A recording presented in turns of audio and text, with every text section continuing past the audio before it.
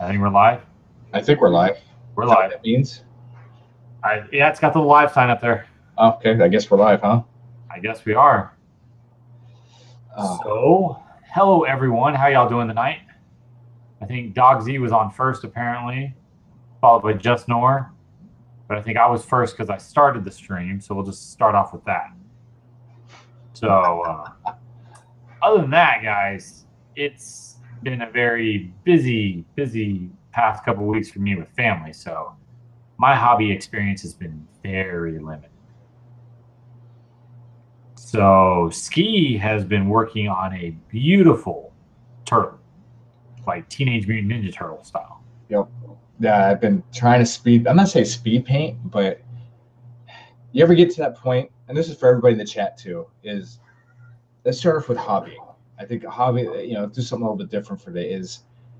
You ever see a model that you just want to paint, and you're like, man, I got so many ideas, and you don't even. I mean, the army's there, but you're just like, I want to paint that model, and then you buy the model, put it together, and as you're putting it together, you're envisioning how you're going to paint this, how you want it to look.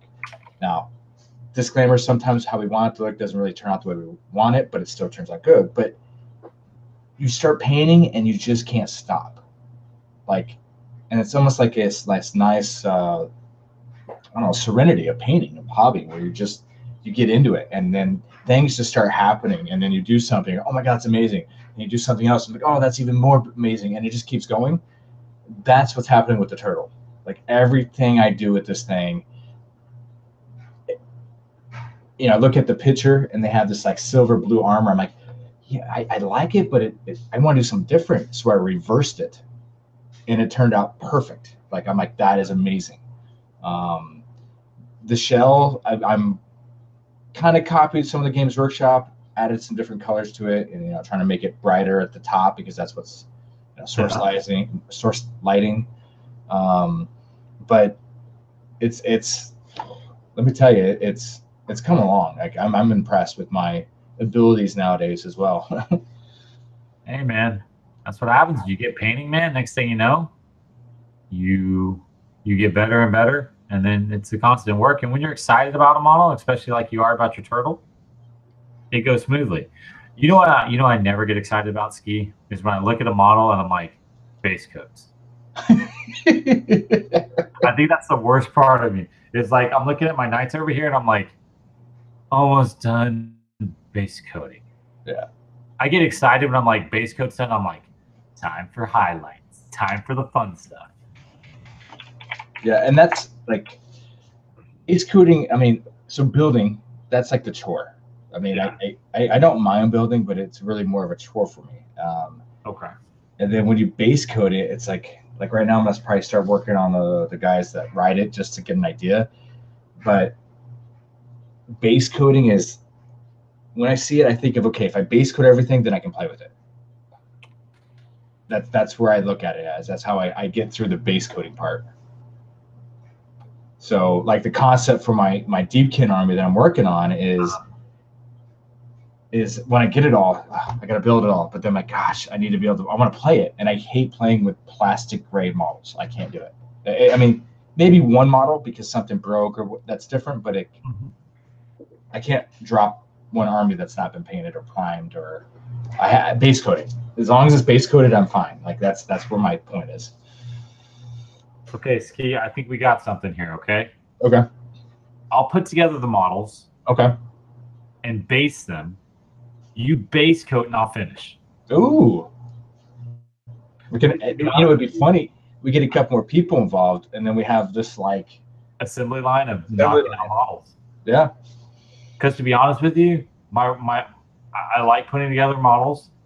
I like doing bases because like bases are my fun stuff. Oh yeah. And then, but the base coat, I'm like, base coat. and then I'm like details. I'm like, detail work. It's base coated. I can wash. I can do whatever I need to do now, and I get excited because, but base coat, I'm just like, blue, red. Well, and I think I found myself on the bigger models. I have surprised myself in my work. Like between the Maw Crushers, the Turtle, even then some of the Knights, I think you kind of saw the progression of me. With bigger stuff, I just blow it out of the water. I think I'm starting to get really good. Yeah. It's the smaller stuff that I need to work on a little bit more. But yeah. As I paint up these little bitty Knights for Titanicus, I'm figuring out that I think this is going to help my painting style and my improvement because it's such small detail. And I'm trying to get those small details. And when it comes to like a space marine, I'll be like, that's easy. Oh yeah. So, well, and when I do my secret 40K, maybe come back to 40K army that is in a box because it's I need everything for the army before I even think about starting it. Yep. I think they will look probably a million times better than my old armies. Okay. Ooh, that's good. Yeah. So, what you going up to the shop this weekend? Are you going up on Friday or Saturday, or what day are you going to be up there? I'm planning on being there this Saturday. I'm going to be there open to close. I know I missed out in the escalation league. We were expecting that storm this weekend, never happened, so I already kind of planned not to go. And then, a happy wife is a happy life, so I had a lot of honeydew stuff I needed to get done anyway. So it kind of worked out. It sucked, but already planned Saturday. I'll be down there Saturday. So awesome. Yeah, I need to try to either make it Saturday or Sunday. I need to get my AOS game in, my 1,000-point game in. Yeah, I need to do both 1,000 and my 15. Yeah. So hopefully, I don't know. We'll have to see how long the soccer games run. But like last week, I got home about 3. Okay. And I was utterly exhausted because it felt like it was 100 degrees out there. And I was out there at 10, running around with 5-year-olds. And then after that, I was running around with 7 and 8-year-olds, 7-year-olds. Awesome. But it's soccer. That's amazing. I did 16 years of it. And I you know what? They're starting in the right spot. So good job for you. Kudos to you, man. You're doing a good thing. Yeah, they are really loving soccer. So I'm pretty pumped about it. It's fun to coach because they're like, it's funny with like 5-year-olds. I'm like, just do whatever. And then 7-year-olds, I'm like they're messing up. Should I make them? I'm like getting this mentality. I'm like, should we make them run? Let's make them run. Let's go run laps so they get it right. Yeah. So yeah, Tyler's just play Fist Exemplar. That sounds horrible. Let's hear Secret Army. What's currently stuffed in a box? He's not going to tell you what's stuffed in the box. Wait, find out what's in the box. Well, I can tell you this: there is Forge World involved that I already have. Nice. Or the price hike before they said, "Hey, if you want to play with Forge World, you got to spend and sacrifice a kidney." Yeah. I'm glad on that aspect. You already have it all. Yeah, I already have. I mean, I'm missing one thing that it's. I'm gonna cry when I have to buy it because it is another piece of Forge World, unfortunately. Yeah. But it's the staple of everything, all of it, like the centerpiece, I think, in my opinion. So I have to do it. Ooh. So and it's not a dude; it is a vehicle.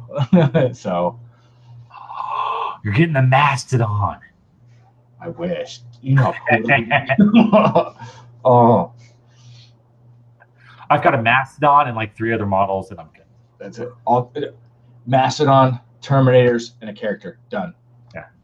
Or Thunderhawk. Yeah, you do Thunderhawk. Yeah, Thunderhawk. Well, I would do the transport just to throw people off because have a transport with the Rhino or with the Land Raider with Terminators and the character inside, and they're like, okay, there's my drop. That'd be kind of fun. Or Stormbird. Yeah, I've seen a couple Stormbirds, and they're amazing models. Don't get me, but it's like I would not. I don't think I'd play with that because that's like just I don't know, too big. I wouldn't even know what to do with it. I'd be like, I'd be too busy holding it and running around the convention and going. Be like, you can only move 14 inches, TJ. I'd be like, no, it's Stormbird. I can fly 30 feet if I want it. Exactly. Actually, if you put like the remote little propellers on it and you just fly it as a UAV. That is hilarious. But so yeah, I mean, AOS is going on. I think the other cool thing that I saw today that GW released was the Kill Team organized play. Oh yeah. And I saw there was a local hobby shop that's doing it. I guess Atomic Hobbies. Oh, nice. Cool. Yeah. So I think did they start the league? I think they're doing a league too, right? Yeah, I think it comes along with a league. So I think you go up there and you start playing in the league, and I think you start from like 100 points and you kind of build up, so you can do all your specialty models for Kill Team. So, and it looks like some of the prize support that they have there is very, very cool, and I am excited. Do they have? Like, I saw the coins. Have you seen the actual coins themselves? I've got to see them personally, but no, I haven't seen the coins. Just what they have on there. I bet Ben and them have it up there. So okay, hopefully this weekend we'll get to take a look at it. But those coins, man, getting those coins, that would be totally wicked. Yeah, it looks like you got pins and markers and dice. So was that a signed poster as well? Yep. I think it's going to be very cool. I mean, Kill Team, I think in general, it's fun, it's a cool, awesome game, and it's very, very, like, when you think about it, even though you're playing with, like, skirmish based, it does take skill.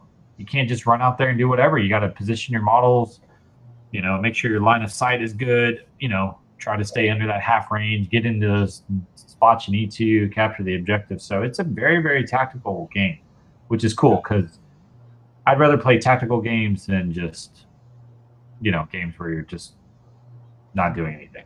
Well, I think that's why I like Age of Sigmar now, like, a lot, because there is okay, so how do I explain this too, though? It's people that have not played, I want to make sure I tune in on this, is like, because you get about 40K, it's stratagems, right? I mean, I hate to say it, but that's the strategy, is stratagems, right? In the army design, correct? Yep. And then whoever rolls more sixes and shoots whoever first, that's kind of the end of the game, right? Yeah. Which is fine, which there's some things might be changing with that. And then we've seen a couple things, and we'll talk about that in a little bit.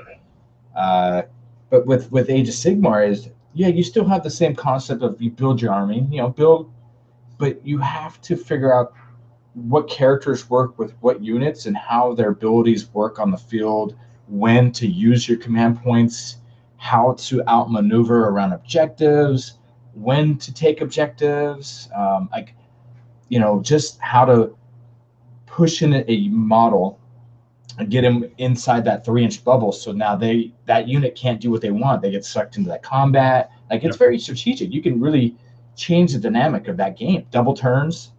Yeah. And in Lord of the Rings gets even more. The new Lord of the Rings, I've watched some stuff, I've heard some stuff. It's actually even more tactical than Age of Sigmar. Oh, wow. So everything matters now. And because everybody's an individual in that game too. Yep. So it's great to see all these games that Kill Team are becoming more tactical than I don't know how to explain you have to think about the game, not just throw dice and expect to have a good time. You could. I'm not saying you can't, throw dice with your buddy, but you want to have a real challenge. Use the tactical. Think about it, tactfully. So. Yep. Oh yeah, Justin Norris having his first game of Kill Team. He's going to get his cherry popped. So I have to say, enjoy it, man. It is your first game is. I will tell you, Justin, your first game is going to be rough. It is. There's a lot of rules, and there's a lot of stuff you got to think about when you're playing. So just keep an open mind that your first game is probably not going to be your best game. Well, it depends on what faction he's playing as, because there's some factions, I hate to say this, that are a little bit easier to play than others, which is great. Yep. If I ever get into the Kill Team, I don't know, man. I don't know what I would do. It would not be Primaris Marines at all. I don't know. Maybe. I don't know. Did they ever talk about maybe doing? What is that? Is that That's Death Watch. Okay. Yeah, you're doing Death Watch. That's right. Yeah. That if I do Kill Team, I've got a unit of 10 out that I already put together. That one of my friends put together a long time ago. Okay. So I would definitely be playing those for my Kill Team. Do you think they're ever going to let the Necromunda stuff convert it over to Kill Team? Because it's the same type of system-ish, and it's the same universe and weapons, and I just don't think so. I just think Necromunda is just Necromunda, Because I think they need to keep Kill Team and Necromunda completely separate games. Well, I mean, the model, maybe the models. Because I would love to play. I have that Necromunda box. Now that would give me an excuse to play Kill Team if they would say, "Hey, that army, we have rules for Kill Team for them." Yeah, maybe you could run them as maybe they'll have like a supplement or something for gangs or something like that. Because that'd be kind of cool. I mean, Yeah. it'd be like playing against Chaos Renegades or like Yep. Golds, basically, right? Hmm. Or Rogue Trader. They're the same. I mean, they have a little bit more tech, but it's the Yeah. same. Same principles, same Yeah, basic yeah, aspects of it. Yeah. Yeah. I mean, you never know. I mean, I think GW with that being kind of a specialist game and running it out of Forge World, yeah. I think they want to try to keep it separate. But I mean, if they did, it it would actually probably it would increase their model sales. Would be my guess. Okay. Mediocre Content asked, "Am I going to be at the shop?" I'm going to try to be up there. Either I want to make it up Saturday because I want to try to get in my 1,000 point game. If not, I'm going to try to make it up on Sunday. And then I'm also supposed to meet someone up there because he's hooking me up with some. I want to buy some Armiger decals from him because I need Oh, them to do my little knights. yep, yep. Yeah. Um, yeah. Oh, yeah. That's amazing. And then Necrons or Death Guard. Death Guard is very, very resilient. Yeah. If you want an easier experience, I would say Death Guard. If you want a challenging, a little bit more tactful, probably Necron. Yeah. Because, I mean, so Necrons, it depends on who you're playing with Necrons, but like I played Necrons, just basic warriors, and it was really boring. If they mix it up and have maybe some Necron warriors, some immortals, and some other things, and kind of do a split force, it gets a little more interesting because with warriors, it's just you know exactly what's going to happen. So there's no specialist weapon or anything like that. So, and then we had a very interesting question, and Yep. not touching on that one, buddy. So Yeah, yeah. The Inquisitor kill team is yes. I've the rumors are out there. Nothing's been confirmed. yep, Because they also, and I did some digging, TJ. You know me, I'm always looking my yep, eyes out, looking for things.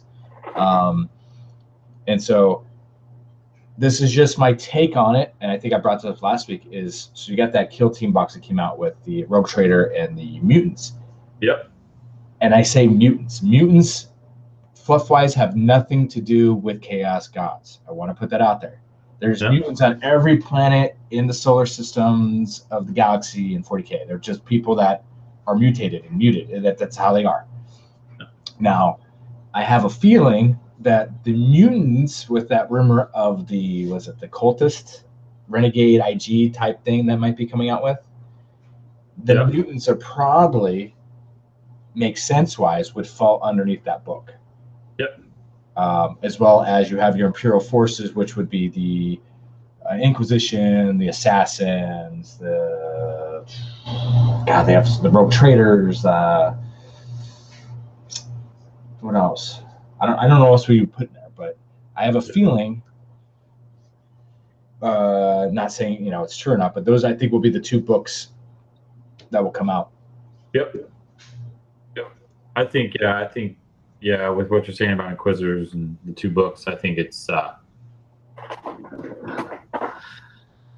oh yeah, that's right. Yeah. See, it was my fault. I opened up a can of worms because I said serious chat stuff because we are talking about serious hobby chat stuff. No, But, they might have, yeah, I mean, they might have designed that way, but it's the Geller Pox, they do have the keyword, yes. But in general, people need to realize that mutants are not, they might do that to tie them into chaos. Yeah. Like that's the way they use it, but they're not specific as a mutant army. Like that's what's cool about mutants in at least the lore. Yep. They're just people that are, I hate to put it this way, but they're discriminated because they're mutants. Yep. They're not humans. They're not Imperium. They're not nothing. And so then they get tied into the So yeah, I think definitely we're going to see with that box set, with the Rogue Trader box set that was just released and all those models, is we're definitely going to see like a renegade type army. Yeah, because then it would fit the knight too. Part of it. That renegade box set, and you add the Reganet. I mean, they're Yep. setting up for that, Yeah, they're setting up for it. It's going to be cool. Oh yeah, and with the Inquisitor, that might give me a reason to play Kill Team, because then I don't have to buy an army. I can buy Inquisitor stuff, and it's single monitors like Eisenhorn. Yep. Yeah, like if they did Inquisitor stuff and Kill Team, that'd be really cool because I mean, you just pop it right back over and you're like, boom. Yeah, I just added it to my 40K army.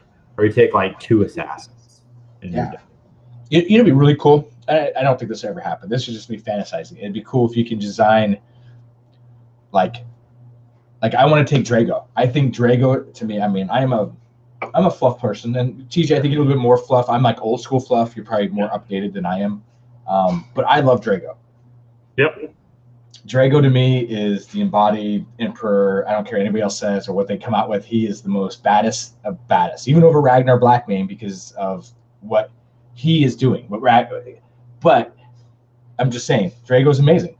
But it'd be cool to run Drago in a kill team with other things than Grey Knights, like stuff that, you know, like a little mix and match where like you might only have 2 models, but it'd be just fun. Yeah. You know, or Ragnar, and then you run a bunch of, I don't know, like thematic. You run Primaris Marines, and every time he beats up a Primaris, he gets stronger, you know? Goofball. Sorry. Drago's back. Okay. When it comes with it, it would be kind of cool to play Kill Team with characters and stuff, just for the fact that it's like they're on that one-off mission. Yeah. You know, they're like, you know, they've given their troops they're the heart of the battle, and they're running and doing their thing, and they're like, I have to go take this out real quick, and I'm on my own little separate mission, and they're going out and just like kind of rep and shop. I mean, Drago is just better. How is Drago bad writing? I mean, okay, I'm gonna bring up an author's name, and I don't know if chat's gonna fly him up on this one, but what do you think of Matt Ward? Matt Ward, love Yeah. that. He's put the craziest stuff in the 40K universe, man. And he's good story behind it, though. Yeah. Would you agree with that? Which book are we talking about? Well, because he's done Necrons, he's done Marines, he's done Grey Knights, he's done a little bit of everything. Yeah, and so Matt Ward, I believe, does some really good writing in this codexes. Now, when it comes to novelty, I don't know. I think I've only read 2 bad novels, like writing wise, that could have been better. But other than that, man, I mean, I don't know. I haven't read a very, very bad novel. Like, I can't say I've read a bad 40K or Age of Sigmar novel. Can you? I read a bad novel, man. Which one? Hold on. What is it? Hold on, let me find it real quick. But Drago's the man. And Grat's. Okay, Grat versus Drago. I mean, numbers. So I'm going to hold up this book. What is this one? Right here. A lot of action. You didn't like Blood of Usselheim? It took about 120 pages to finally get good. It didn't get good until the end because it was just kind of like I had a really, really hard time of this book. I really had a hard time getting into it because I think the entry level and the setup points and stuff where they were trying to get everything up was kind of bad, and the whole like the one guy, I mean, the main character, right? Him and his conflict with the new pack leader. Yep. Like they kept on using different names for the same person, and I was just like, okay, can you just call him by the same effing name so I can remember who you're talking about? The only thing that helped say at the beginning of this book was the fact that Arjak was in it. Yep. And I was like, holy crap, it's Arjak. And he's amazing. Then at the end, like the battles and stuff, I thought were really good. I thought it kind of climaxed at the end and finished off really good, but I had a really hard time finishing this book. Okay. And that's how I know, like, if like usually by like I'm reading right now I'm reading Vengeful Spirit. Oh yes. And to be honest with you, like when I started reading the book, I was like this. I was like reading, I was like, can't put it down. And like I'm to that point to where I pick it up, I read like 20 or 30 pages, and I'm like, probably gotta go to bed now. It's that good, is it? Yeah, like it's a culmination of like everything that's been happening in the Horus Heresy up to that point.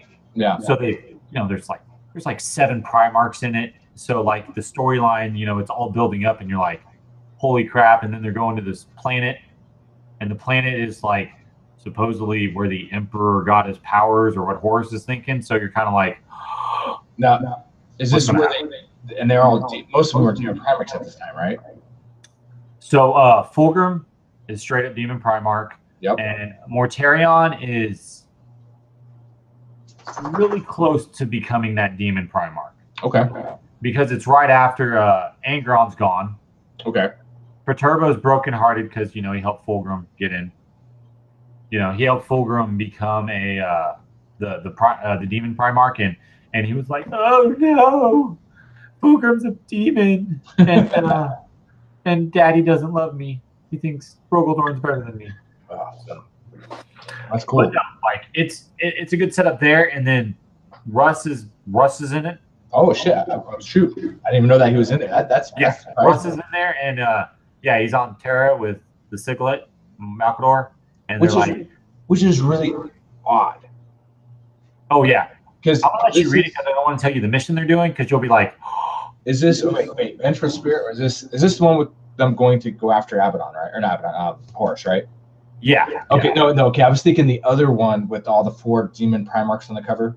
No. This is Vengeful Spirit. So this came out like 3 or 4 years ago. Yes, I know. Okay, I've read that. Never mind. That's because Russ and then basically Malcador is releasing the Knights Errant. So like it's Loken, and I'm just like, oh my god, these are like all main characters that have been introduced for the past like 30 books. Yep. And now they're getting released, and you're like, holy crap, this is awesome. And I think this is the first encounter where you encounter a demon.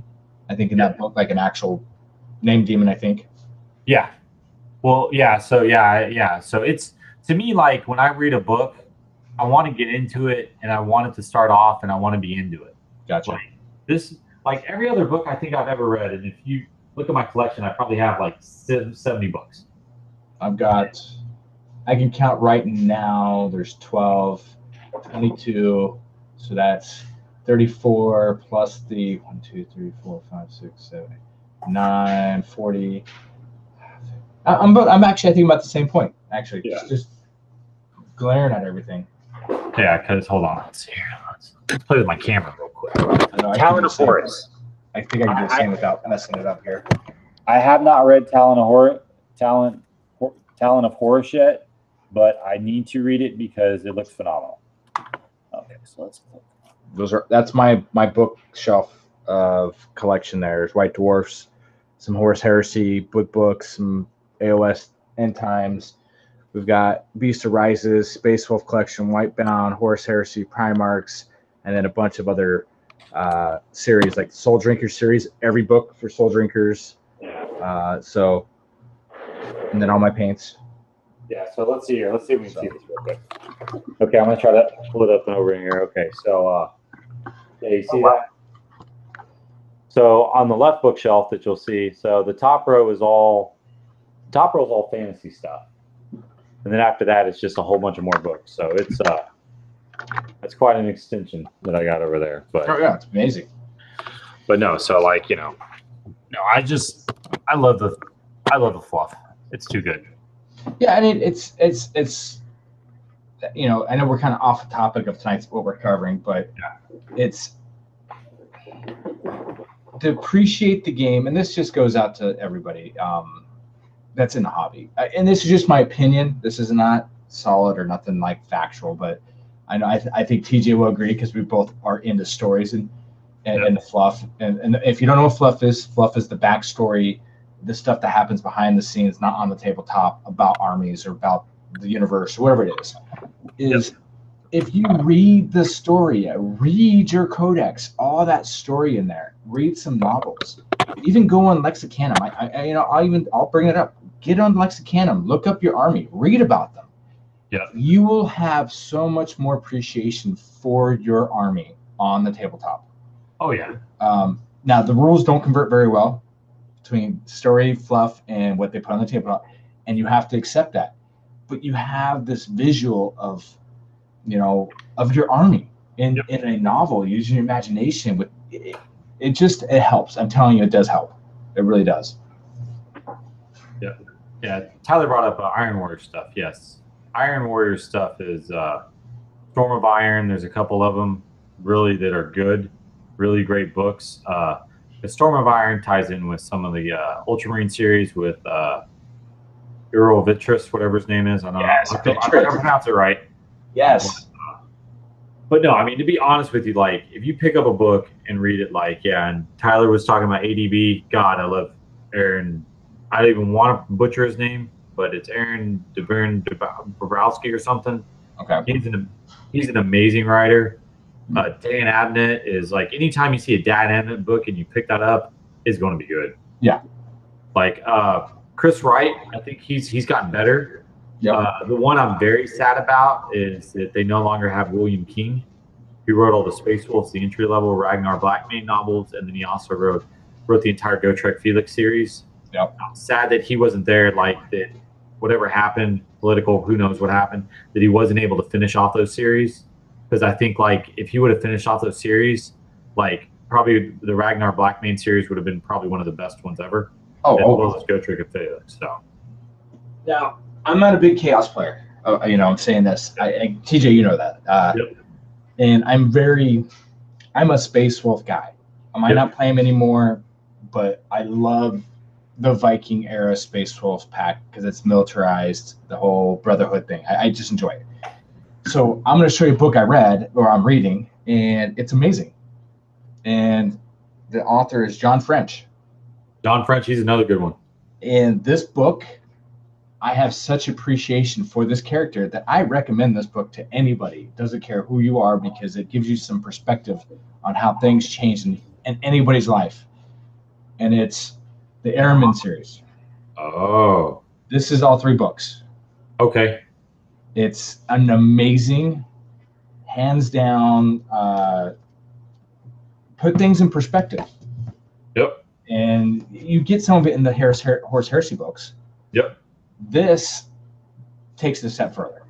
Okay. So, and if you ever want to read this, TJ, let me know. Okay. I'm going to borrow because it's amazing. So, I recommend it to anybody. Where's one book? Yes.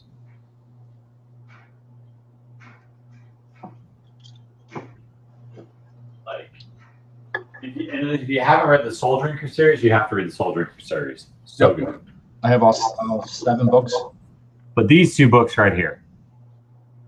Which ones are these? The Armor. Oh, yeah. And Crusade for Armageddon. Yep. These are amazing books. Like, you need to read these books. These are, like, this is why I fell in love with Black Templars. Amazing. The Fanatics. Okay, Healy writes Greenskins really well. Graham McNeil is a horror writer, in my opinion. Do you mean horrible writer, Tyler, or horror writer? Like he writes horror books? Yeah, but he does. Graham McNeil does put a lot of gore and grossness into it. No, now, Sandy Mitchell, when she writes, or he or she, I think it's a she, right? And she writes all the books for Caiaphas Cain. I think I'm just gonna look her up. She's a genius.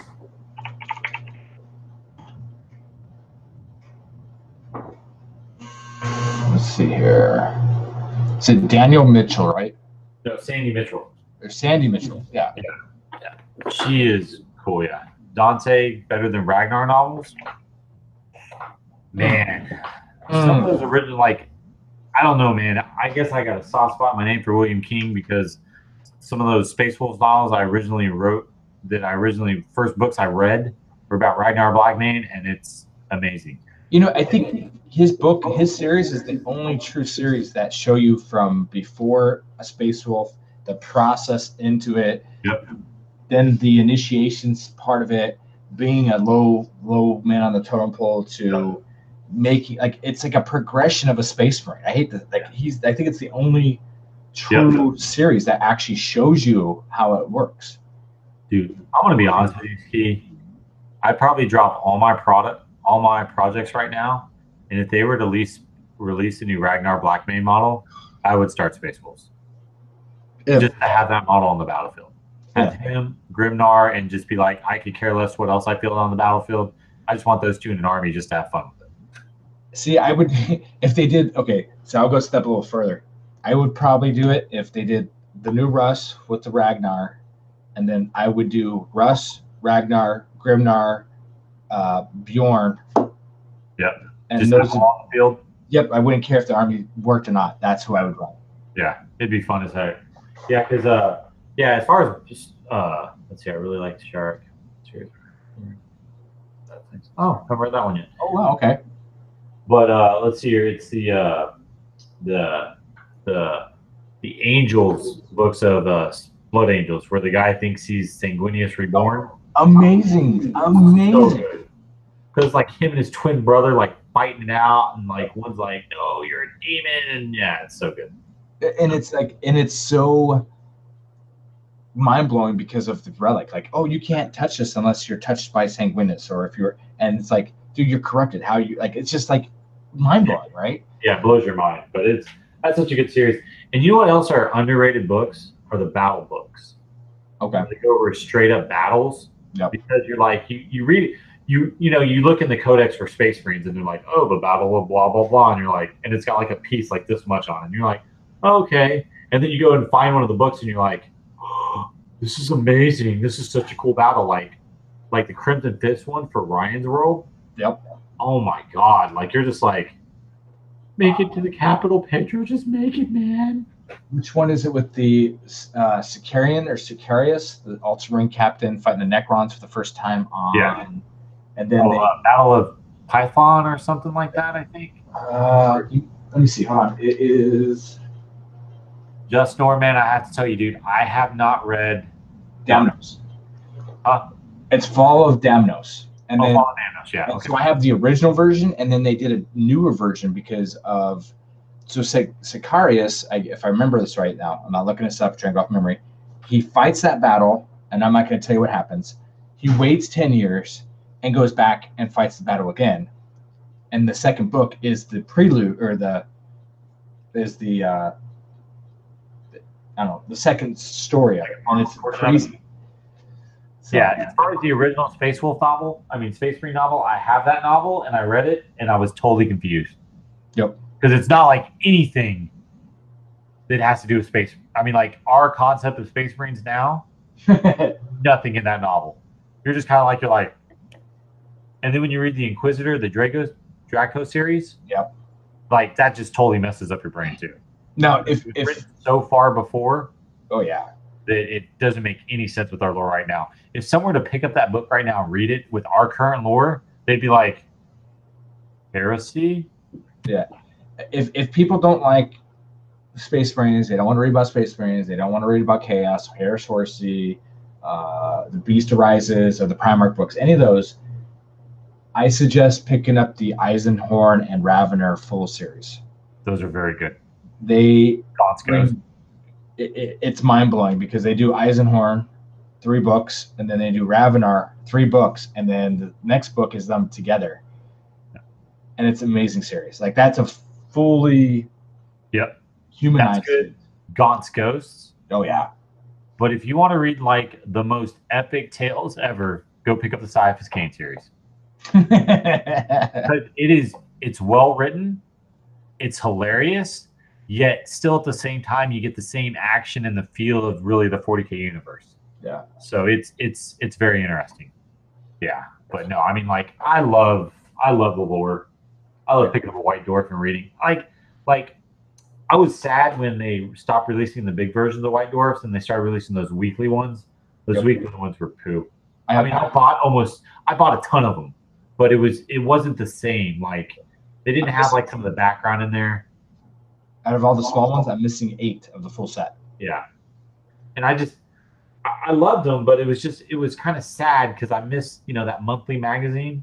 Yep. And you open it up and it felt like kind of like they were printing what's in Warhammer Community now, and they were just printing it out and with a whole bunch of ads. They'd have some good articles occasionally. So. Oh yeah.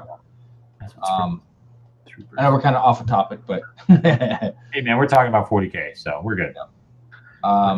Something I wanted to mention, I guess since we're on there, command points. So did you see what they did with the Warlord talent for the whole command point? You can only use command points. What was that? Can you explain that? 3 command points for Rogue Trader, right? The Rogue Trader. You get an extra 3, but you can only use it for theirs.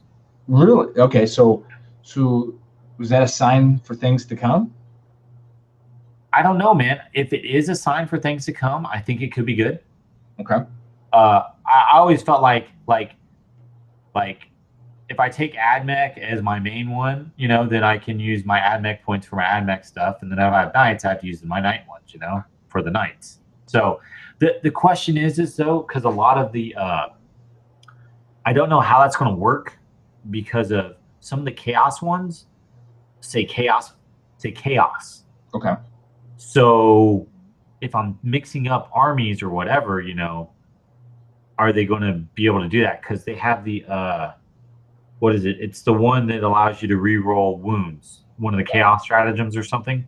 But like people use it, and then they're able to use that on their they've used it on their they brought the Forge World Knight.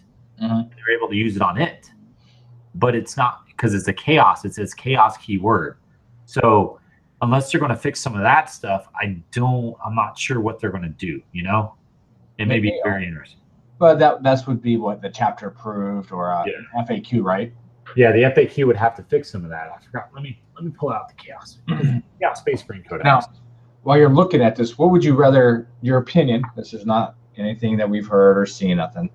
Would you rather prefer them fixing it the way that they're maybe things to come, or would you think it would be better if it was stratagems were a one-time use? Because just for me, when I hear stratagem, it's a strategy that you're in battle that can only really happen once, because then it's not a strategy after you use it.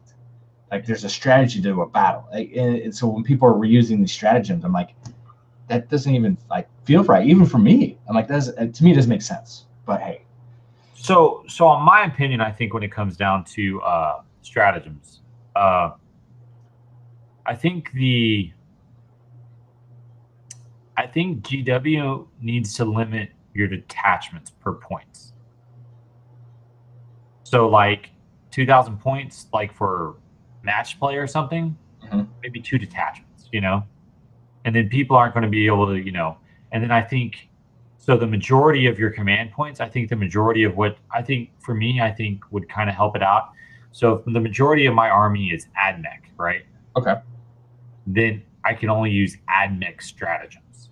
Okay, that makes sense.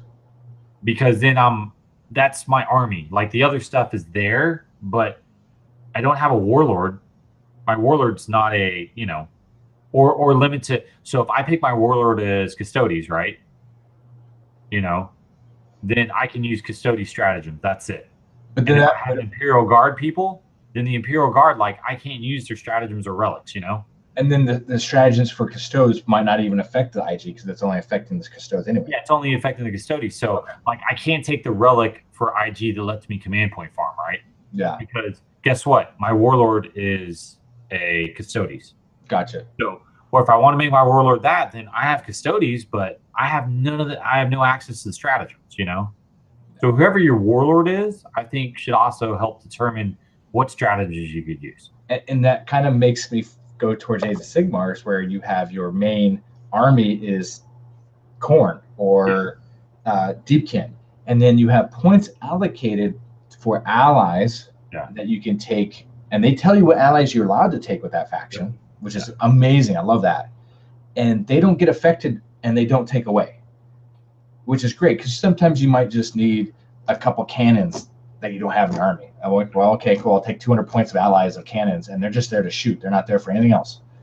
Yep. And that's, I like that. I mean, so I don't know.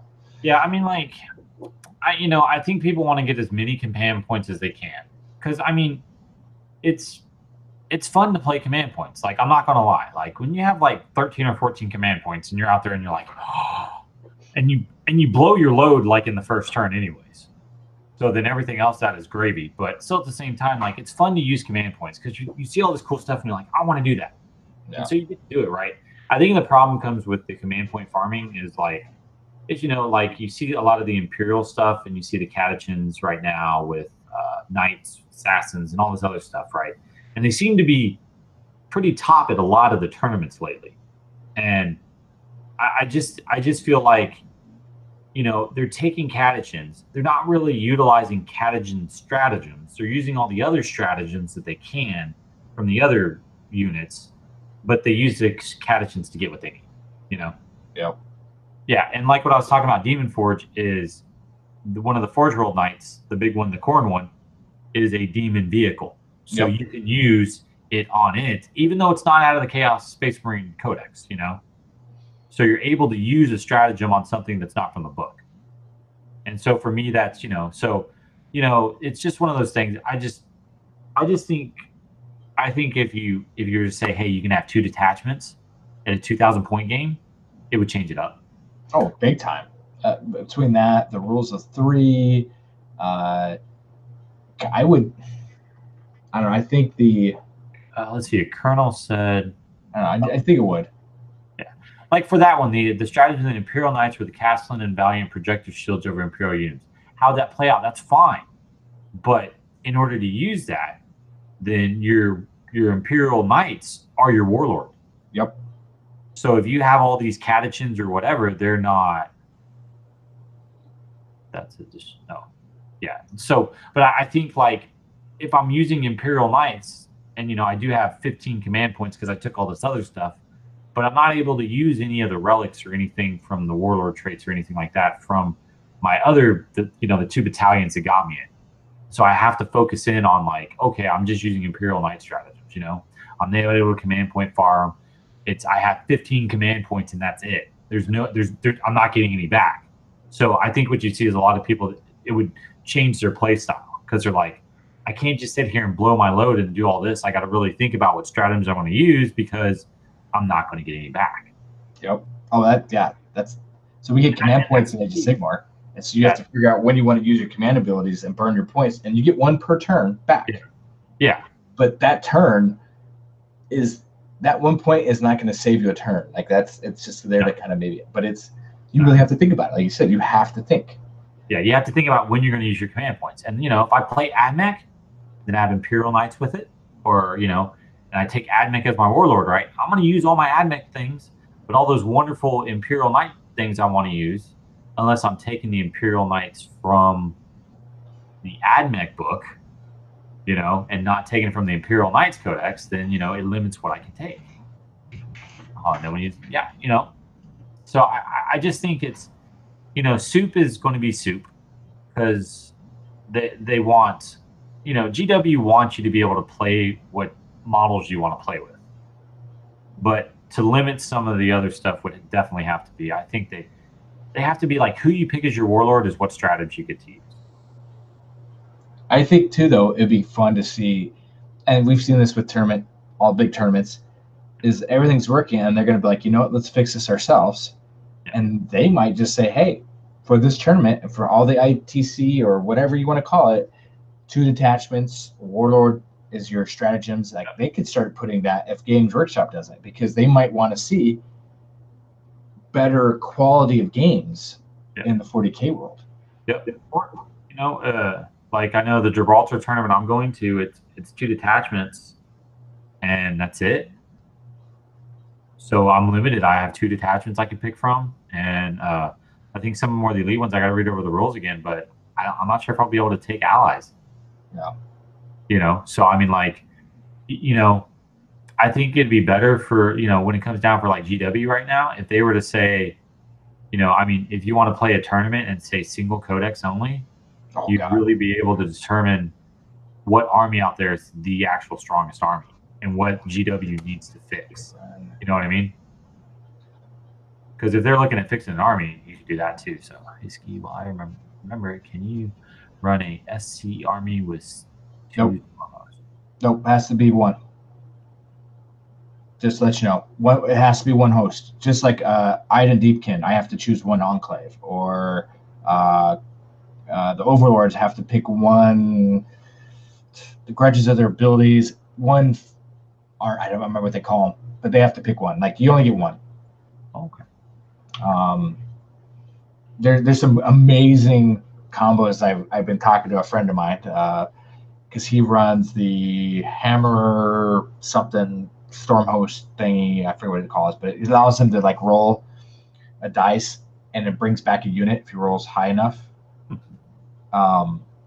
which is amazing. But I showed him a different type of Stormcast army, and I'm a part of a couple groups on the Facebook. I have an Iron Jaws group I'm a part of, and this one guy is just in tears going, man, playing against a Stormcast guy, and he's got a 20-man unit of Servitor or Servitude, whatever the newer Stormcast always script their names, and they have a +2 rerollable save. A 20-man blob with rerollable, a 2-up rerollable save. I'm like, as an Iron Jaw player, it's like I can't even contend with that. I won't be able to kill that. I'd have to sink so much into that. And so I love seeing all these different Stormcast different combos. So because they have so many options. But yeah, so it's usually only one. Now, War Scroll battalions are different. Again, you can have different War Scroll battalions in your army, but it has to be one focus. Yep. Yeah. So I mean, with I think Age of Sigmar, I think they got it right with you have a certain amount of command points you can use and you kind of generate them. So I think it makes a lot of sense. Well, we don't generate. Well, one per turn. Yeah, we get one per turn, and then every War Scroll battalion you take, will give you one extra at the first. Like that's it. But once you use them, you don't get them back. Yeah, that's what I mean. It's like it's pretty straightforward. You know, it's good. So I kind of like Age of Sigmar that way. And I just feel like I think command point farming is something you can do in 40K. Almost every army has that ability. If you roll a 6 or like a 5 or 6 or something on your own, you get to regenerate command points. That's fine. I think they've already written it in the rule set because they want you to use command points. But I don't think they wrote it in the rule set for you to build a small little battalion, a couple small little battalions to generate a whole bunch of command points. And then you sit there and just generate command point after command point after command point. And you're not using it for that main battalion and you're using it for something else. I don't think that was GW's intention. I don't think they're going to say that because I don't think that was their intention for the command. We've been doing this so long, TJ, that I don't think they were trying to find a way to make it different and fun and fair and enjoyable, and they just got by them. Like they didn't realize it. Yeah, when the min-maxers, the really good tournament players who think like 3 levels above me when it comes to anything, they looked at it and they were just like, holy crap, if I take this stratagem and this relic, I can generate command points on a 5-up, and I'm going to be able to sit here and just be like, on average, if I roll my dice correctly and how I build my army, I will average 22 command points a game, And GW was not thinking about it. And I think that's the bottom line. And I think that's why I think on Age of Sigmar on the 2.0, when they released it, they're like, we're going to introduce command points because it's a lot of fun being able to affect die rolls or being able to like have a unit automatically pass a morale check or, just the stuff that makes, you're like, man, I don't want this unit to die. What can I do to stop them from dying? And I think they did that with Age of Sigmar. And they're like, but what we're going to take out is the ability to generate a crap ton of command points. Oh, yeah. It's still going to be fun, but it's going to make you think about it. You're like, man, that one die roll right there, or it's like that one unit's like, I don't want them to die. I lost 12 of them. If they die, I'm going to lose my flank or something, or it's like, oh, I need to. What are the main 3 ones again in Age of Sigmar? For command points? Yeah, the ones that are in the big rule book. You can use it to automatically run 6 inches. Okay, that's huge. You can use it to reroll your charge. Okay, that's big. And the last one is to not have to take a battle shock test. Yeah, battle shock. So that's what I'm saying. It's like turn 5. This one unit, I needed to hold my flank so they don't get the objective. What are you going to do? You're going to be like, I'm going to spend that last command point. You're not going to have to pick a battle shock test, and I'm going to win the game. But it's key when you're going to use it. And then what I also like about it is it's a character thing too. Now, it sucked at the beginning because it's like, oh my god, here we go, Heroes of Sigmar. It's all it is. But how you design your army is depending on what characters you take that give you abilities to synergize with different units. It doesn't. A lot of the command points or the command abilities are unit specific, not army specific. like it is Nurgle, right? So say, I've got all these Nurgle. There's a guy that affects only the blight, the mortals on foot. Like if he's with them and he used his ability, he can do some crazy stuff with them. Yeah. Ironjaws, the mega boss on foot. This isn't a command ability, but he gives brutes rolls of ones versus one model units. Yeah. Or anything that's under, I think anything that's not for wounds, basically. But then with Ironjaws, their command ability for the wall and the mighty wall affects all all orcs or Ironjaws. I got to look. Sorry, bad with remembering things. But that is your opponent too. It affects all, not just yours. Yeah. And the Nurgle's the same way. The force of Nurgle that you can do, they affect keyword Nurgle, not your army Nurgle, all Nurgle. Yep. Oh, that's interesting. So, God, yeah. Hold on in chat. So, Mordrax Ducks brought up a good thing. Okay. He says he listed off 3 things in the meta right now, and we all know they're huge in the meta. You have the Astral Militar command point battery farm. You have Slam Captain and Knight Detachment. And he says they aren't the problem; they are the result of the problem. And the result of the problem, I think what he's trying to say is the result is command point farming, the ability to take weird detachments and allies, taking multiple detachments with allies. Okay. And, I think, and then having some relics that are completely overpowered, that are so good you have to take them. Okay. He's with the Slam Captain for Blood Angels, right? So Blood Angels has a command point, which is you're able to, if you put a model on the board, right, you're able to pick it up and move it anywhere on the board 9 inches away from it, right? They have another stratagem, right, that allows you to roll 3d6 for your charge. Jeez. Okay. Then on top of that, you put the Wings of Sanguinius, which is a jump hack on him, right, which is a relic. And guess what happens? He can't be overwatched. So this is 40K? This is 40K. So when you come down to it, it's like, okay, I have a stratagem that lets me put a model on the board, that anywhere on the board first turn. I'm automatically pretty much going to pass my charge roll. And then on top of that, you're not going to be able to overwatch me. And then I can take a warlord trait to give that model a +1 damage on his Thunderhammer. So his Thunderhammer is straight up 4. So the difference though is the damage doesn't roll over to models. It's the number of attacks basically affects the number of models, right? Yeah. So if I have 4 attacks, right? Yeah, and it doesn't matter. So you use them to kill big stuff. Okay. So you can run into a character, knock the crap out of a character. Oh, I'm Knight. Okay, guess what? I got 6 attacks on the damn charge. I'm hitting you on 3s, re-rolling 1s. And because I normally wound you on 3s or 4s, guess what? Now I wound you on 3s because that's the Blood Angel thing. It's a +1 on the room. So I think what it is it's the fact that, when you look at that and you look at that rule, you look at it and you go, yeah, I got to take that. So I can paint up one model for Blood Angels, right? And that's him. That's it. And I'll be like, oh, Blood Angels detachment, Supreme Detachment. He's in there.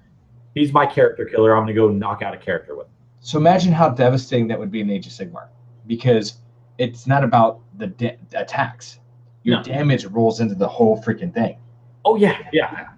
Sigmar, that would be disgusting. And that's why we don't have it. Yeah. I mean, there's some things that get close to it, but not like that. There's nothing like that.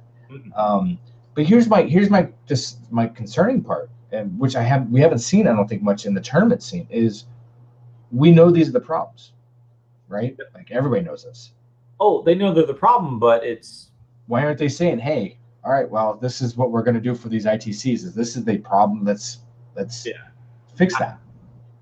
And I think that's probably what we're going to see in the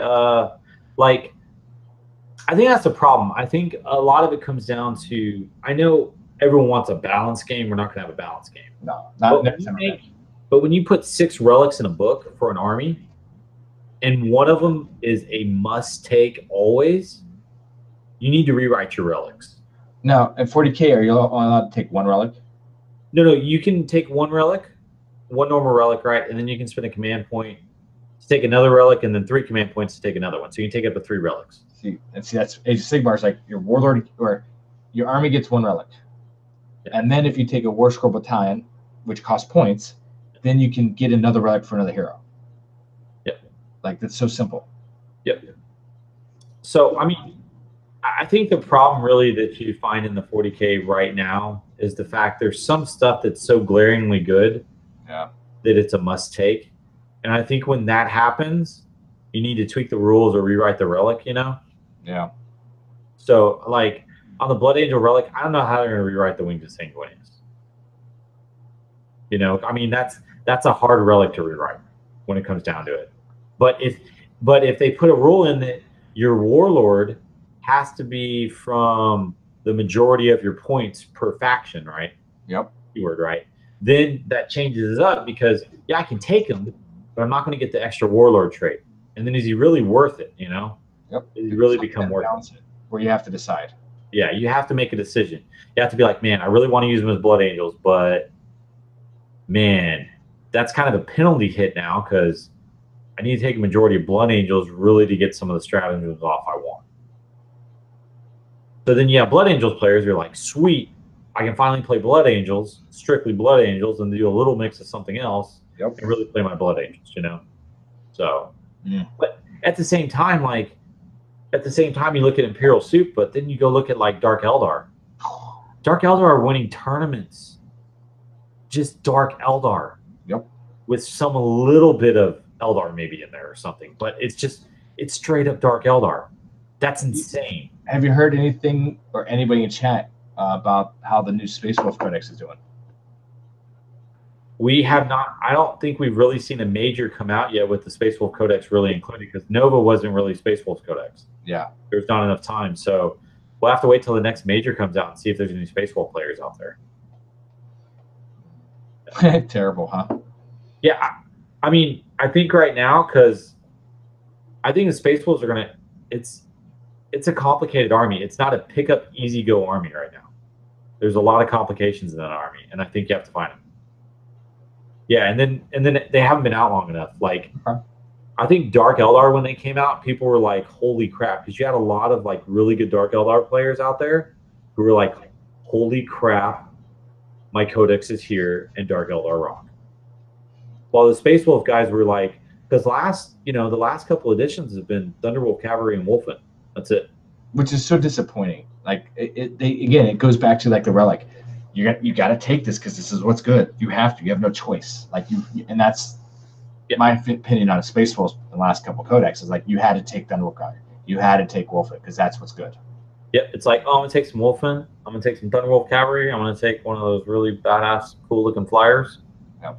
And and just annihilate stuff. And that's what people always thought I was funny because I was like, oh, I'm taking. What's it? 30 Blood Claws, 2 15-man packs with 2 flyers, basic dudes, and like I just filled the table up with dudes and vehicles, and they're just like, well, "Where's your Thunderwolf Cavalry? Where's your Wolfen?" I'm like, "I don't need that crap." Yeah, and that's what it is. It's it's that ability, and I think right now in the Space Wolf Codex is people thinking out of the box, and that's going to be troublesome for some people. Yep. Like, dude, I'd take Bjorn and like a whole bunch of freaking dreadnoughts, man. Run them across. Oh man, I like dreadnoughts way too much, and that's probably my issue. Let's see what else we got here. But I think when it comes down to 40K and like I really feel like that the FAQ is going to change a lot. So that's why I'm so scared right now on my list for LVO. Well, you know what let's say the basics, but you know what you're taking in aspects of army. You just don't. You're not 100% sure what they're going to do to change it. Yeah, how it's going to affect me and what I want to play. Gotcha. And like, I want to play knights and I want to play my admech, right? And I want to take my knights as Tarian, because that's how I pay him. I want to take my admech as admech, right? And if it comes to a choice where I cannot utilize my command points or something, or if I have to only utilize my command points for wherever my warlord is, that's fine with me too. I'll play it that way too. I'll just focus more on the admech stuff, Yep. But at the same time, like, I like knights. I worked hard on my knights, and I want to play my knights. Oh yeah. And it's, it's, if not, who knows, man? I may take my freaking Obsidian Knights. I don't know. Maybe I'll change it up and take those guys again because I played a list that I really liked, and I don't think it's going to get nerfed at all. Yeah. It was 4 Dreadnoughts and 3 Predators and min max. It was a minimum unit of guys, but it was there, and I was like, oh, this is fun as hell to play. So we'll see what happens.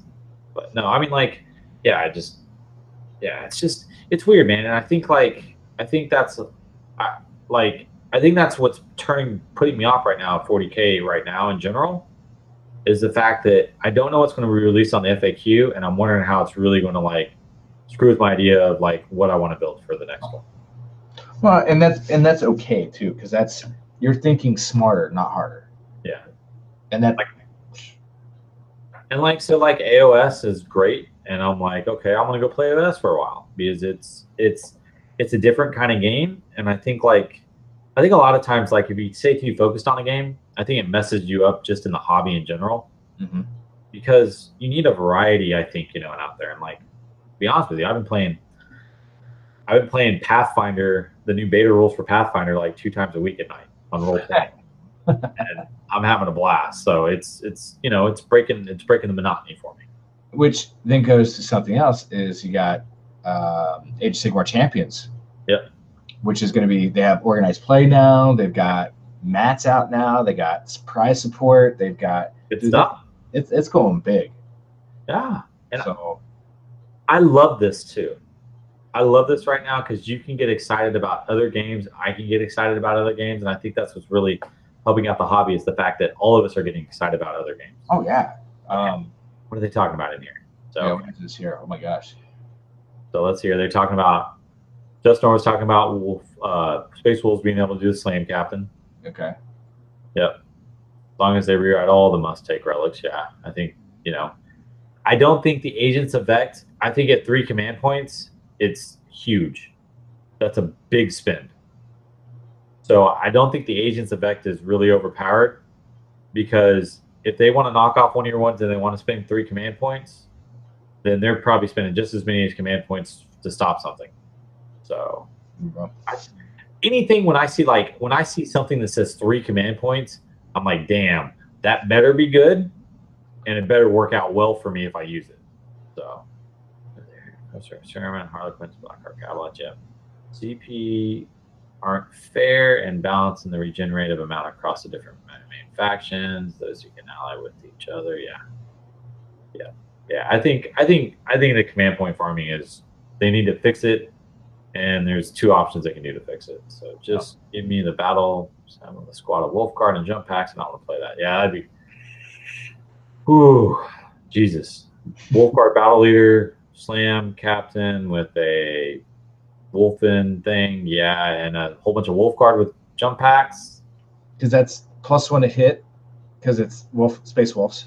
Right? Yeah. Hit on the charge, +1 hit on the charge, something like that. Yeah, +1 hit on the charge. And then Wolf Guard. So if they didn't change Wolf Guard, what I know about Wolf Guard, they all can take specialty weapons like axes and hammers and all kinds of crazy things.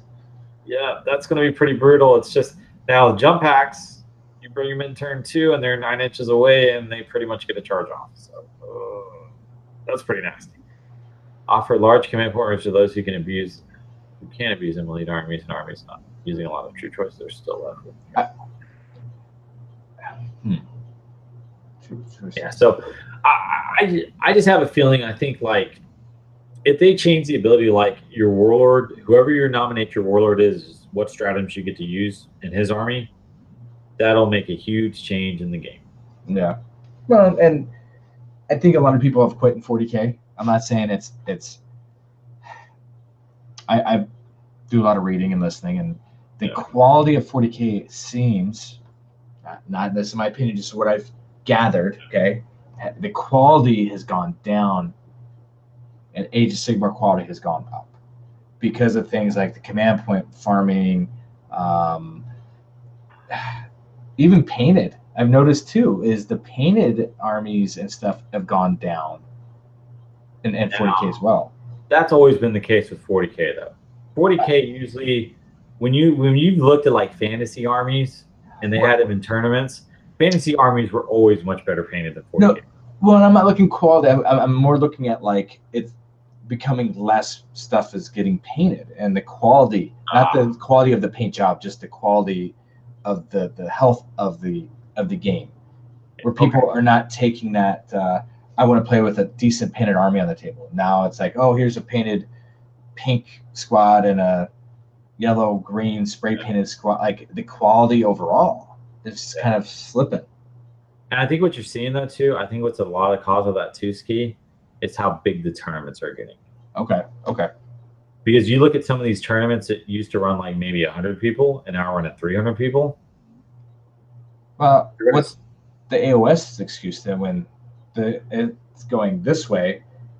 No, I think because a lot of people are jumping in and very well. Plus, AOS models are better than 40K models. To be honest, dude. I mean, you look at some of these AOS models and you're like, holy Jesus. Yeah. It's amazing, right? You know, we're starting to see it on the 40K side of the street. Like, I think this last Rogue Trader box set, those models are beautiful. Beautiful models. But, I mean, like, before then, like, you look at someone like, Primaris Marines were kind of dwarfy. They were basic, very basic. You know, what other, but then you look at, like, the Death Guard models they released. Those were amazing. Those were the best. Yeah, but you kind of look at like the drawbacks. You know, you see all this Primaris stuff come out, and then you see this like 40K stuff, and you're kind of like you see like Death Guard. Those were amazing, right? And then, but you really look at the models they've released, and it's been a while since they've really had a major release for an army. Okay, let's see here. I know for the 40K, so the importance of turn one is way too profound. 40K, it's not fun to lose next. Yeah, I'll look if the release schedule slows down a bit. Yeah, that could be Tyler. I think Tyler's got a good point. But to a point, like there's always two sides to that though. So so Tyler does bring a good point. But if you're focusing, we'll go October, right? Yep. If you're waiting for October, then you're going to be buying orcs, and then you're going to get orcs, and then you're going to build orcs. You're going to prime orcs. You might do some base cutting orcs, but you're going to throw them on the table. But then you're going to be play testing them, and you should be painting them as you go. There should be nothing else you should be getting. Yeah. The problem is people are wanting a little bit of everything because of the command point. I mean, I hate to say it, so I need a little bit of this. I need a little bit of that. They don't want to paint. They have there's nothing about painting. Yeah. And plus, once they get all the codex releases, out, so we have Space Wolves and Orcs, right? Oh, yeah. After that, you have Gene Stealers. These are Colts? And that's it. No, we still got like the assassins and stuff. But I mean like for actual codexes for codex armies. Like it's been a while since we had an Inquisitor codex, you know? That whole Imperial Agent book was a letdown. Imperial Agent. That really wasn't quite like a codex, you know? Yeah, that was a letdown. It was like a whole bunch of shit you can go play with. Yeah, that you couldn't use most of it because the way that codex so upset me. But yeah. Well, Gene Stealer Colts is going to come out. We're not missing anything else? Huh? There's nobody else. I'm trying to think here, man. I'm gonna pull up the 40K. I'm gonna look at Games Workshop. I'm gonna look at the armies list for 40K. Oh, Slanesh. That technically there wasn't a Slanesh Codex. But I think that's one that's what's going to come out. So the only thing I can think of right now, so they have Space Marines, right, that have come out. Blood Angels is out, Dark Angels is out, Death Watch, Grey Knights, Space Wolves, Astro Militarium, Minestronum, which is that codex. They've never really had a codex for it, so I'm not going to count that. Okay. Custodes is out. Sisters of Silence is some data sheets, so no big deal. Which will probably go into the Inquisitor book when they do that. Yep. Mechanicus, the Inquisition has never really been a standalone army. Imperial Knights is out.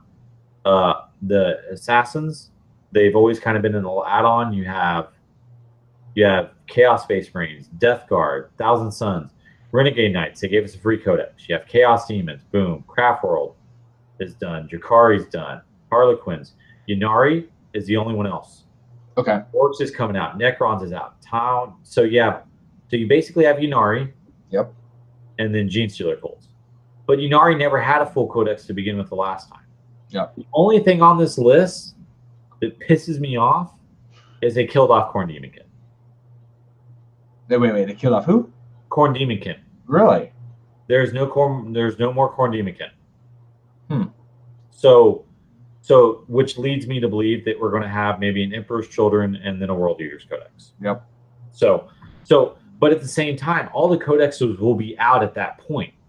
So then everyone's going to be like, okay, you're not going to see this crazy release schedule of codexes. So I think what we'll see is a lot more new models released in. Like if they do release Slanesh, Sisters of Battle, they're going to redo the entire range. People are going to be like, oh, Sisters of Battle, you know. Yeah, that's like a couple month long release. So I think once orcs drop, then you have almost every codex out. So it's going to be different. It's going to change the way 40K that we've been thinking of. So hopefully it stays that way for a couple of years. Yeah, you know, it'd be even if this summer, if they release like a new rule book with like updated rules, I mean, they could possibly do that, and I'd be like, yeah, it's been 3 years. Yeah, and it's nothing major. It's just basically like 7th edition, 6th and 7th was basically just an update. Yeah, so I mean, release a new rule book with some of the updated rule fixes and stuff like that to kind of change the dynamics of the game a little bit, make things a little more clear, and you're like, okay, cool. And they can make a big release out of that. But I mean, really, when it comes down to it, I just feel pretty good about it. So like, let's see here. Hold on, what did I miss? I know I missed something. Imperial Agents, yeah, too good. Yeah. Faith and Rapture. And me and a buddy of mine were talking about this earlier about Age of Sigmar. We're like, so I broke down every alliance, Grand Alliance. So like, you have Order. These are the new armies. And I say new, not legacy models, old fantasy, Age of Sigmar. You have Stormcast, Deepkin, Fire Slayers, the Airship Dwarfs, the Overlords. Daughters of Cain. Sylvania, really, right, is new, right? What's that? Sylvania? Oh, yeah. So, because they're, And so that's all new armies. Now, they took a couple of some of the old models or units and kind of threw in some of those, but those are new armies. Then you have Chaos, you have the new Maggotkin, you have Zeech, and you have Khorne. So they're still missing Slanesh, but those are all new armies, like in their own. Yeah, and they need to release a Skaven book, right?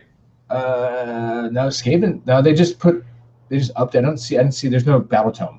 No, but I mean, like that's a release we're going to see, right? We got to see a Skaven. Well, see a Skaven battle tome. I don't know because that's where I'm going with all the new armies. Is Destruction the only new army?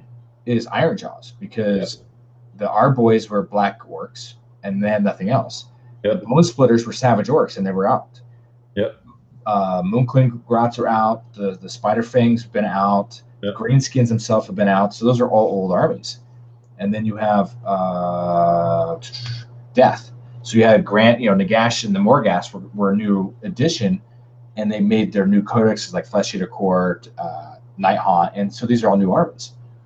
And now they bring out Beast of Chaos, which then wraps. Beforehand, it was like Gores and Ungores and like 3 or 4 different units, and that was your Beast of Chaos. Now it's Dragon, Big Osprey. I mean, the Dragon. Yeah, the Dragon Ogres for something else. They took Monsters for something else, and now they've brought it all back together. Yeah, which is amazing for that, which takes the legacy stuff with some new rules, and I don't know, I just think it's a really amazing job they did, which we were talking about it like, well, with the sneak peek of the spear. So my question, Steve. Yes. When I pull this up. Yes.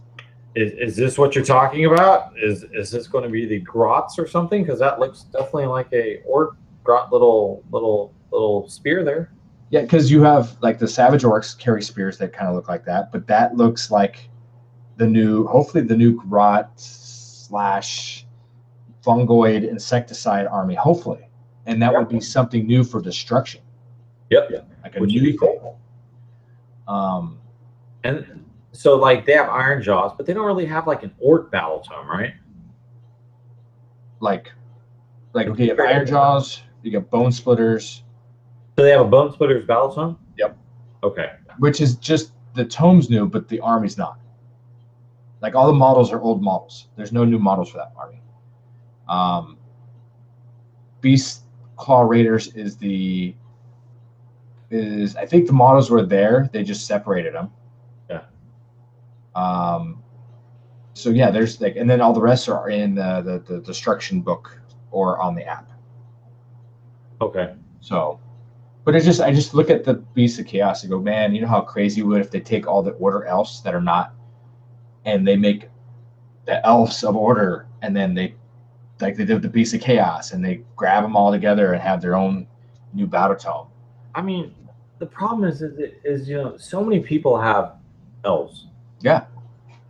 It's like for GW not to do it, it seems relatively bad business. That's my opinion. Okay. Because I mean, when you really think about it, like I mean, there are so many people out there with full elf armies. You know, with you know the white, what are those? The white lion. Oh, the White Lions. Yeah. Yeah, you know, I mean, they released the box set what a year and a half ago, where they released all those, you know, with all the elves and the goblins. I forgot which one that was. You know that it was like $120 and you got like $400 worth of models. I think so. I don't remember, but it did come out. You know, it was like it was an epic battle or something that they re-released. So I mean, the Skaven High Elf box. yeah, Right? Skaven High Elf. Yeah, that's it. Thank you. Yep. But like, and then like people go in there and like some of those units aren't even listed in the new Journal's Handbook, man. Yep. And I feel bad for people because I'm like, people have those armies. So GW, put a battle zone together, release it. They'll be happy. They'll play again, you know. Oh yeah. But no, I mean like, yeah. So someone did request us. Yes. I feel that the Forge World prices they've gone up. It sucks, but I'm still going to say, you know what? I'm going to look at the bright side of it and say I don't live in New Zealand and Australia, so I'll be happy that I live in the U.S. and that my prices only went up like 18 to 20%. Only the price of a quarter of a kidney. You know, nothing too major. Yeah, I mean, like if I was in Australia or New Zealand, I would have lost both my legs and maybe half my arm. So and both kidneys. That's on top of that. So in the U.S., I feel glad because I've only had to give up a kidney, not like my entire ability to paint the models or put them together. You know, that comes down to, do I give a kidney to a person that needs it, or do I give it to Forge World? It's like, Forge World, here, kidney, take it out. So Jesus, $420 for a great. I just, I don't know what to say. Okay, so like to be honest with you, when I see that stuff, man, like I feel like I cannot complain about Forge World prices. That's really how I feel about it. Is when I see people that are in Australia, New Zealand, and they complain about pricing, I'm just kind of like, I'm like, yeah, you got me beat, man. You got me beat. Let's see. I'm pretty sure he's asking me if there's a Chaos Dwarf Battletome release key, and I'm looking up right now. I think there is one you can download, and it's Legion of Asgora, and that is off the app, and it's a free book Battletome from Forge World, and it's the compendium. Basically, it's the actual. I'm just double checking before I even quote anything here. Let's see here. I think that's on the Forge World website, right? On the community website under FAQ and useful things. There's the Centaurs. There's the Guard. Yeah, Inferno Guard, Castellans. Yep, yeah, it's here. Inferno Guard, Fireglaves, Inferno Guard, Iron Sworn, Deathstreaker. Even the War Engines are in here. The Chaos Dwarf War Engines from Forge World, they're in here. They even have their own War Scroll battalions. They have their points. Yeah, so it's free, and it's on the app. So,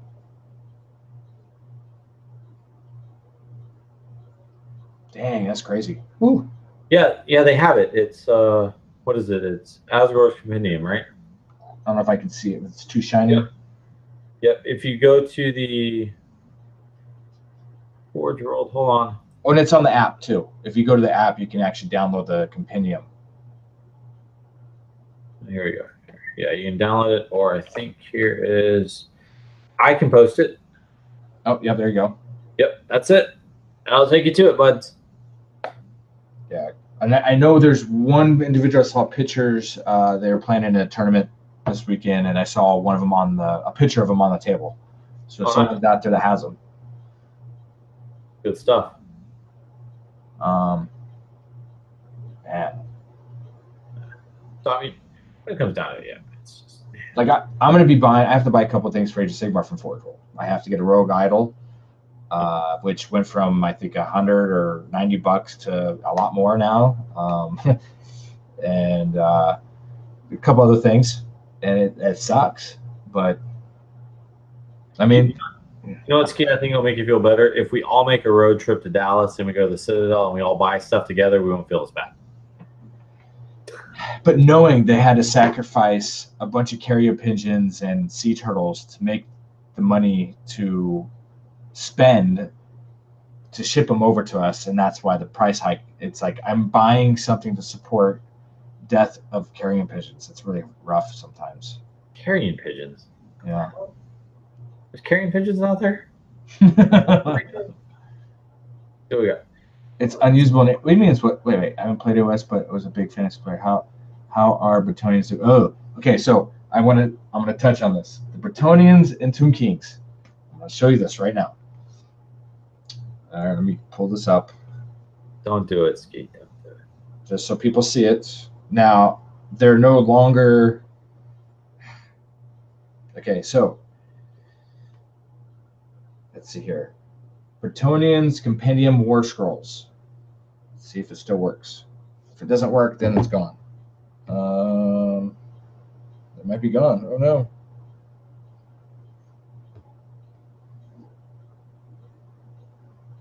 Let me refresh. Oh, there it goes. Okay, so there is a compendium just like the Chaos Tours for Bretonians. Unfortunately, they're not the Bretonians and the way you used to know them. Everything got renamed, and so they're not the same. But they let you use the same models and they rename them. So, find it here. I think that just like hurt me deep down inside. And they did that for the. Let me find it here. Tomb Kings are in there. Ogre Kingdom, Vampire Counts, Orc and Goblins, Dark Elves, Beastmen, High Elves, the Empire, Lizardmen, Wood Elves. So they have their own War Scroll compendium with points in it, but it's not the same feeling as you would back in the day.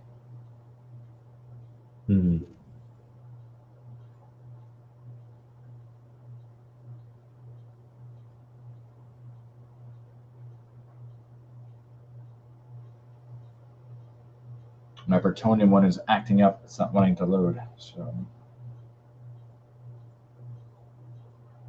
Okay, Ski Man. I found the model I'm going to get for my Demon Prince. From where? My Forge World Demon Prince model. Oh yes. I think I'm gonna get him. That is an amazing model too, by the way. Maybe $137, but I think that's worth it because that looks amazing. Post the other one with the Sigmarine next to him. Sigmarine. There it is. It's awesome. I love that picture because that Sigmarine is going to get squashed, and it's going to be a beautiful sight. That's a beautiful model, man. Let's hear. And then this is a problem. Is I want this model. I want this. Oh, that's another good one too. I love that. That's a Corn Demon Prince right there. Can you bring up the Rogue Idols so people can see that? Since you have, which one is it? Chaos? Destruction. Let's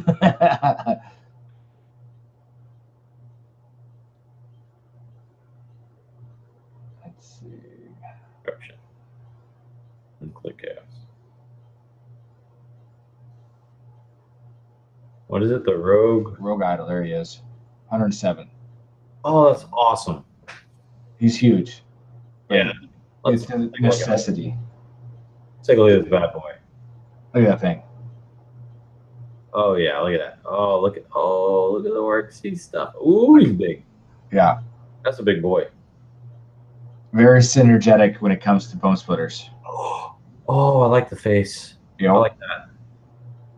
So that I need to get one of those. That's like the I need to get that, 2 more War Docs, and probably another box of Savage Orcs, and then my Bone Splitters are done.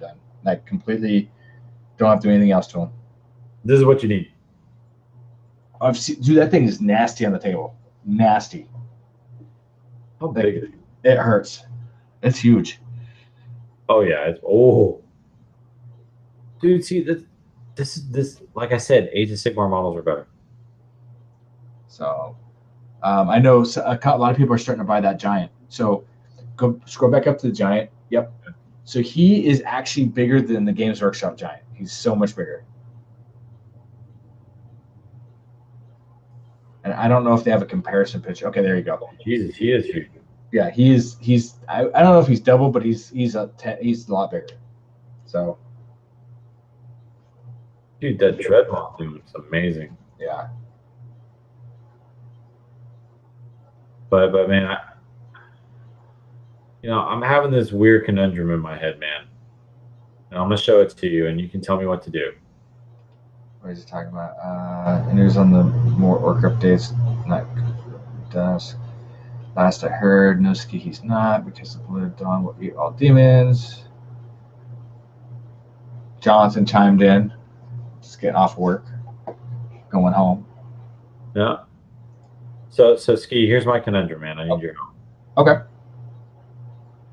I'll ask you a question, because as much as I like my corn guys, Mm-hmm.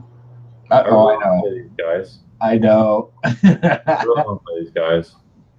Because you know why? Why not? I'm gonna show you the 2 models. The reason why that makes me want to play these guys. Is it the Doom Bowls? So this, I want. Oh, the good starting box. Yeah. I want him. Oh yeah. That is amazing. I want that model. Because you can make him or the other one with the rock. The rock, yeah. And then I want these. Yep. Oh, the Bulgors. Okay. Yep. I want at least 6 of those.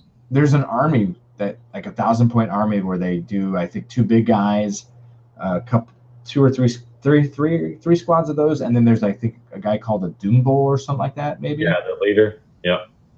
Because the Doom Bowl makes those guys, I'm guessing, battle line. Yeah. So. Oh yeah, that's probably right. You're probably right. If you take a Doom Bowl, it probably makes a battle line. Yep. But no, like this starter box is like amazing. I have to admit, the starter box is amazing, because like when you look at it, you're looking at this, and I'm like, okay, so I get 2 units of Gores, Ungors, or whatever, however I want to make them. I get the Brave Shaman, and I get that big gigantic guy. I can either make him throw a boulder, or I can make him. Well, they're 2 different named models too. Yeah, I read both rules. I like both rules. Both rules are amazing. Oh yeah, and I think the list I saw, the one he runs two of those, but 1 of each. Yep.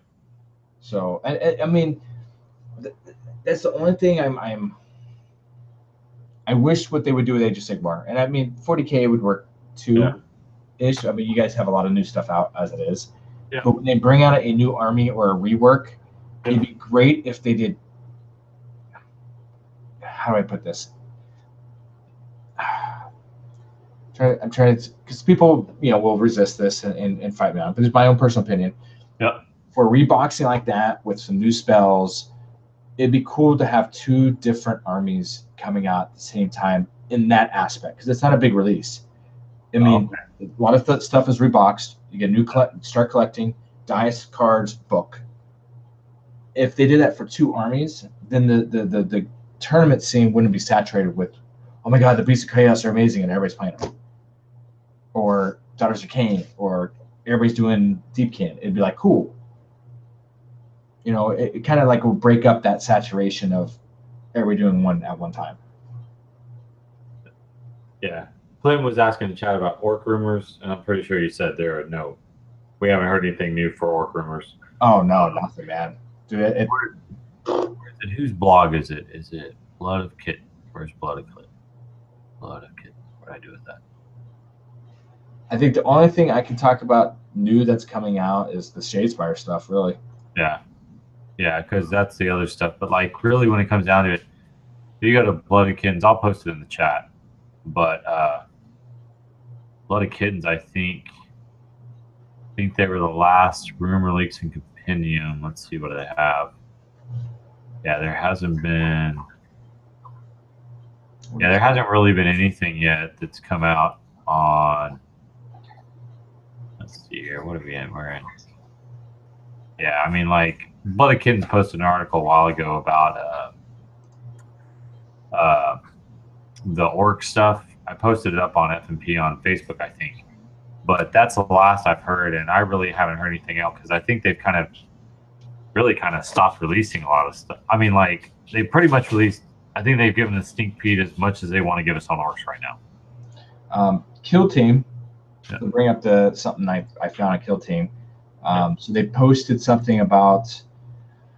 Okay, I guess in the book where you do like flesh wound and full recovery, all that stuff. In the bottom it says designer note: Kill Team commanders. You will find additional rules and missions for commanders in the Kill Team Commanders expansion. Then someone from Daka Daka asked, "So the commander stuff is exclusive to Rogue Trader leaders?" Question mark. I guess it's not intended to be matched play feature question mark. And they come back and says commander stuff is coming for everyone. The first 3 supplements for Kill Team are Rogue Trader, Inquisitor, and Commanders. Rogue Trader and Commanders may have switched places due to leaks, as Rogue Trader was originally meant to come out after Black Fortress. Commanders being first also suits the model of introduce Kill Team with the main game factions, expand the main game factions, then start bringing out new models, etc. for Kill Team. So there's some more stuff coming. For at least Kill Team. Okay. That's good. And then the other thing, I guess, again, it's all the Shadespire stuff between there's a Night Vault deck box, some more sleeves for the 2 new armies. They're bringing hazards out, actual models for the hazards on the boards. So it's not just a square. Dice for both factions and magic dice with that. So, and there's a dashboard map for Night Vault, which I'm not 100% sure on that. But interesting. And that's all I know. Oh, and there are sneak peeks for anybody who does Blood Bowl.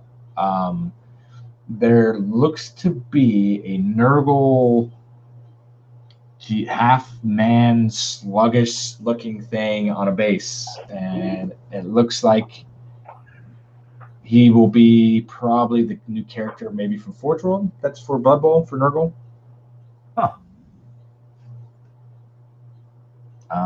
Let's see if anybody comments on it.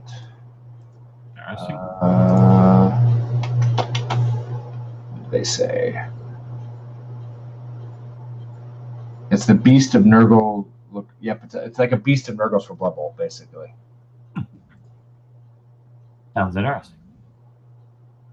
And the rules are in the Nurgle team card pack, but since I can't post a picture, I can't. Okay, so yeah, there is an actual card for him. There's just no model, and this is the model. Cool. Awesome. Oh boy. And then you've got the whole Monopoly game, of course. Yeah, I'm gonna probably buy that. I'll probably never get to play it, but I want to buy it. I don't know. Monopoly breaks up friendships and families. I don't play Monopoly. Oh, that's the best part of it, man. Screw the family. I must screw everyone in my family to win. That's not how you play Monopoly? I don't play at all. I stopped playing when I lost my last family. So yep. When I got kicked out of my house, I had to stop playing. Other than that, I mean, there's not much else really floating around lately because it's just kind of like, I don't know, kind of just slow down for a second, maybe. Yeah. I think I don't know, man. I'm not sure what's going to happen to their sales, but I think it'll be okay if they slow down just a hair. Kind of slow down just a little bit. No, you get October for orcs. Yeah. November, I don't know. maybe more Kill Team stuff, maybe that Black Fortress, maybe. Yeah, I think Black Fortress will probably come out in November. We've got the Slanesh corn thing going out. Yeah, you got December, which is usually box sets, big Battle Force boxes, and usually nothing really big comes out during Christmas, like new things. Yeah, because you're going to see probably January. See Dusk. So yeah, I think it'll be. Yeah, it's exciting, man. That's all I can say. 40K is exciting. I think just anything GW does right now is exciting. So I think it's probably the most positive outlook I've had in a while. It'll just be interesting to see what happens after they release all the codex and what they do there. True. So I think there's a ton of range of models that they could redo, which would be fantastic. So other than that, man, it is actually really late. I did not realize it's 11:15. Okay. So guys, it's getting that time. I gotta go to work tomorrow. So yeah, I got school. Yep. Ski's got school, he's got homework, guys. So on that note, man, I appreciate all of y'all watching. The chat has been great and fantastic tonight. I really like talking to you guys. We will be back next Tuesday, same time, same great channel. And don't forget to subscribe with turtles flying by us.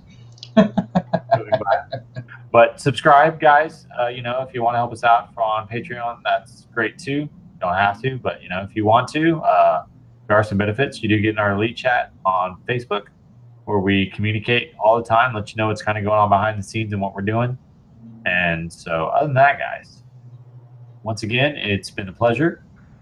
I can't wait to see y'all again next week, and hopefully, I will have some more hobby stuff because I think after this long, good discussion, spark my hobby juices. So. Got it. Got to enjoy the hobby. Yep.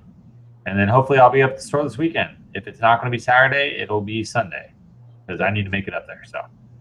Oh, yeah. I may have to just tape the Texans game because I know no one up there is going to be talking about football, so I'll be good. Yeah, I'm not. Yeah. So other than that, guys, we will see y'all here next week. And Ski, anything else, bro? No, just just have fun. Enjoy the hobby. Enjoy your friends. No. It's what it's about, man. It's a community thing. Yep. So next week, I think what I want to hear about is anyone on this chat. I want to hear about y'all's experiences playing this weekend, especially people that just North said he's playing Kill Team for the first time. So I want to hear all those good hobby experiences y'all have next time. We'll start off the show with that. We will let y'all talk, and we'll talk back about our hobby experience for the week, and y'all can talk about y'all's, and then we'll get into some juicy stuff. So catch y'all later. Later.